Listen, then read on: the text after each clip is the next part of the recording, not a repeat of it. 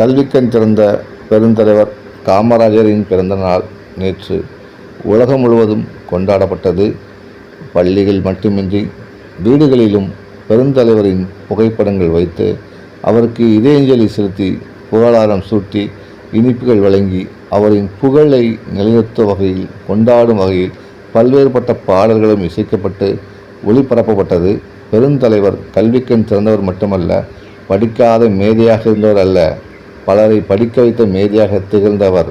கல்விக்கண் திறந்தவர், விவசாயத்திற்காக பாசன வசதியை கொண்டு வந்தவர், தொழில் வளத்தை பெருக்கியவர், ஏழைகளுக்காக பாடுபட்டவர், கடைசி வரையும் தனக்காக எதையும் சேர்த்து கொள்ளாதவர். இத்தகைய சிறப்பு வாய்ந்த பெருந்தலைவருக்கு முதலமைச்சர் மு.க. ஸ்டாலின் நேற்று மலர் தூவி மரியாதை செலுத்தினார். அதனைத் தொடர்ந்து அமைச்சர் பெருமக்களும் பெருந்தலைவரின் படத்துக்கு மலர் தூவி மரியாதை செலுத்திய காட்சிகளை பார்க்க முடிந்தது. பல்வேறு இடங்களில், கல்வி நிலையங்களில், தொழில்கூடங்களில் பெருந்தலைவருக்கு மலர் தூவி மரியாதை செலுத்தப்பட்டு இனிப்புகள் வழங்கப்பட்டது. இந்த நாளில் பெருந்தலைவரின் புகழை, அவர் செய்த சாதனைகளை நினைவு கூறுவோம். உத்தம தலைவரை போற்றுவோம். நான் உங்கள் பேனாக்காரன். நன்றி.